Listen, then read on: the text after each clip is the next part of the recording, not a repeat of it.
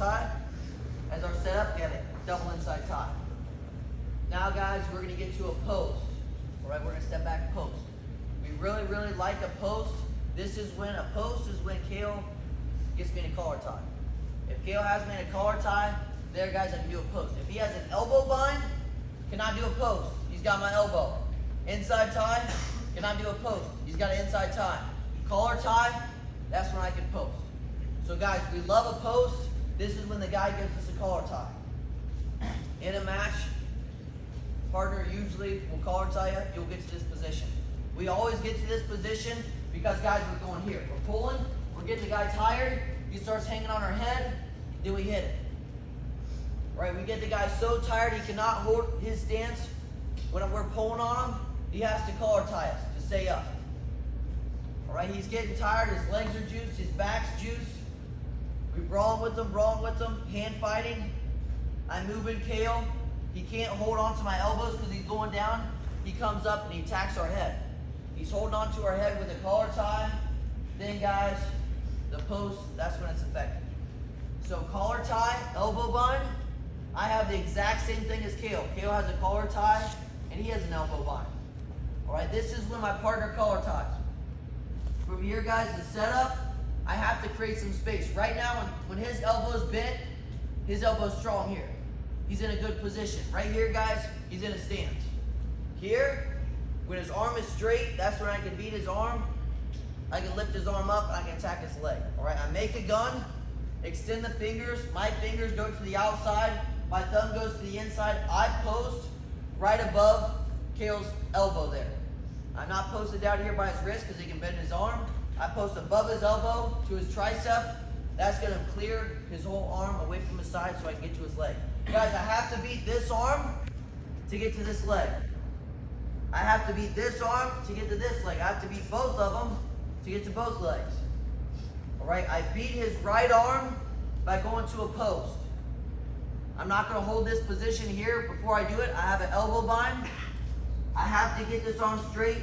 I get his arm straight by stepping back with my left leg and my forearm right there in the collar tie. Here I step back, I create some space. Guys, when I step back, I'm not stepping back here.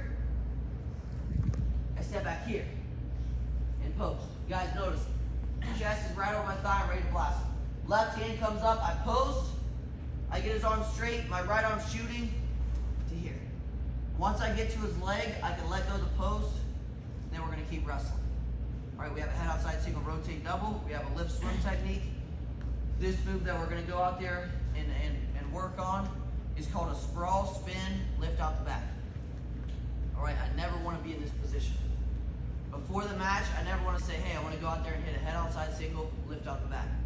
Why? This is when the guy's completely beat me on position and he's about to get the takedown. Actually, my older brother, Bo, he wrestled Mark Hall in the Big Tens. All right, Bo wrestled Mark Hall from Penn State in the Big Ten tournament. He beat Mark Hall in a close match. Bo won the Big Tens. 2 weeks later, he met Mark Hall in the finals of the NCAA tournament. Mark Hall ended up beating him, and it was from this position. I think Bo should have got the takedown. Could be a little biased, all right? But it was in the national finals. Bo was all the way around behind him, behind Mark. All right, unfortunately, Kale was in the coach's seat. All right, usually any coach's calls or any reviews, Kale gets those. All right, Bo didn't get the call, but if you guys watch it, NCAA finals, Bo Jordan, Mark Hall, Bo's all the way around behind him. I think it was 2. All right, that's when, if you get a takedown at any point, no reaction time. If you get a takedown, it's a takedown. All right, that would change the whole match. I think Mark Hall ended up beating him, close match, but that kind of changed the whole match from there on out. Mark Hall was all the way around. So head outside single, we're going to a post. I have a collar tie, elbow bind. I circle, I move them. My left leg steps back, creates some space, and I post. Left hand post, I get to my head outside single. This is when he's sprawling here, and I have to post on the mat. I don't want to be in this position. He's sprawling on me. He's trying to put weight on me. I post, and I'm staying up. He's giving me hips. From there, guys, he's going to start to spin.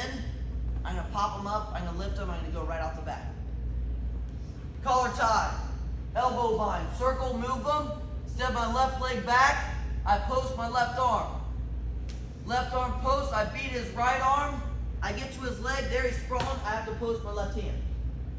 From here, guys. Once he's got me beat, I'm extended. He's going to start spinning. He's going to start to circle. As he circles behind, I drop to both knees. I'm loading my hips up, and I keep my right arm very tight to his hips. If my right arm goes loose, he'll beat my shoulder. He'll get around behind me. I keep his hips real tight to my shoulder. I'm going to lift and go right off the back. So, guys, right arm has to be tight here. He's sprawling. He circles. Here, guys, notice I got his hips tight. I'm going to bring my hips in. I'm going to lift. I lift KO right up. Guys, I go from here. He's beating me to here. I'm just tipping him over. I'm not bringing my chest up. He's got to slide off the back.